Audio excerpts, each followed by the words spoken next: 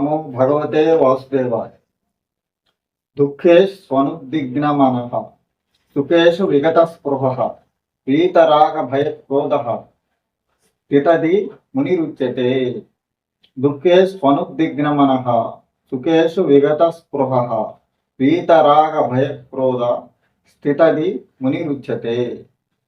దుఃఖే స్వనుద్విగ్నమనః అంటే దుఃఖము కలిగినప్పుడు కలత చెందని వాడును. సుఖేషు విగత స్పృహ సుఖములందు ఆసక్తి లేనివాడును. వీత అంటే వదిలేసేయడం. రాగము భయము క్రోధము పోయిన వాడును స్థితప్రజ్ఞుడని చెప్పబడును అని పరమాత్మ ఈ శ్లోకం ద్వారా మనకు తెలియజేస్తుంది. అంటే ఇక్కడ దుఃఖే స్వనుద్విగ్నమనః అంటే దుఃఖములు ఎటువంటి దుఃఖములైనను ఆత్మజ్ఞానిని బాధించవు. ధ్యానము జ్ఞానము కలిగిన వాడిని ఎటువంటి దుఃఖములు బాధ పెట్టలేవు. ఇప్పుడు బాణములు ఒక పర్వతాన్ని ఛేదించలేవు, అట్లే సముద్ర పాలలు మహాపర్వతాన్ని కదిలించలేవు. తామరతూడులు మొదటినుగును బంధించలేవు. అదే విధముగా అది ఎటువంటి దుఃఖమైనను ఆత్మజ్ఞానిని బాధింపలేదు. అదేవిధంగా జ్ఞాని అయినవాడు సుఖము కలిగినప్పుడు ఎంత గొప్పవాడైనను గర్వము అహంకారము ఉండదు. పీత రాగ భయ క్రోధ. పీత అంటే వదిలేయడం, రాగము భయము క్రోధము. ఇక్కడ రాగము అంటే కోరికలు. ఇప్పుడు ఇల్లుగా కొన్ని అవసరాలు ఉంటాయి, కోరికలు ఉంటాయి. ఇల్లు కావాలనేది అవసరం, కానీ నాకు 4-5 ఇండ్లు కావాలనేది కోరిక. కారు కావాలనేది అవసరం, నాకు ₹1,00,00,000 కారు కావాలనేది కోరిక. కాబట్టి ఈ కోరిక వలన అన్ని అనర్థాలు జరుగుతాయి. రావణాసురుడు పరస్త్రీ వ్యామోహము అనే కోరికతో అతను బంధుగణంతో సహా నశించాడు. అదేవిధంగా దుర్యోధనుడు రాజ్యకాంక్షతో రాజ్యం మొత్తం తీసుకోవాలనే కోరికతో తన తమ్ముళ్ళతో కూడా నశించాడన్నమాట. కాబట్టి ఈ కోరికలు మితిమీరిన కోరికల వలన అనర్థాలు జరుగుతాయి. భయం అంటే ముఖ్యంగా అందరికీ వేధించేది చావు భయం. మరణిస్తామేమోనని భయం. ఈ భయం నుంచి అన్ని భయాలు వస్తాయి. ధనవంతుడికి దొంగల వలన భయం, రాజుకు శత్రువుల వలన భయం, ఆహారం బాగా తిందామంటే రోగం వస్తుందని భయం. ఇట్లా అనేక రకమైన భయాలు ఉన్నాయి.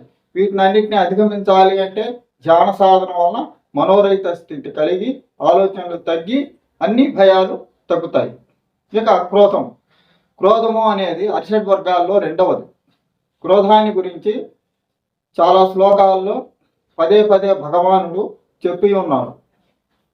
ఈ క్రోధము ఎందువలన వస్తుంది? ఛాయతో విషయాన్ పుంసః సంగస్తే షూపజాయతే సంగా సంజాయతే కామ క్రోధో బిజాయతే. ఛాయతే విషయాన్ పుంసః విషయాన్ని గురించి సదా ధ్యానిస్తూ ఉంటాడు. అంటే అది రాజకీయాలు కావచ్చు, ధనాన్ని గురించి కావచ్చు, ఇతరులు నా మాట వినాలని కావచ్చు, అనేక రకమైన విషయాలను గురించి సదా ఆలోచిస్తున్నప్పుడు వాటి యందు ఆసక్తి కలుగుతుంది. ఆసక్తి కలిగినప్పుడు ఏ విధంగానైనా వాటిని సాధించుకోవాలనే కోరిక కలుగుతుంది.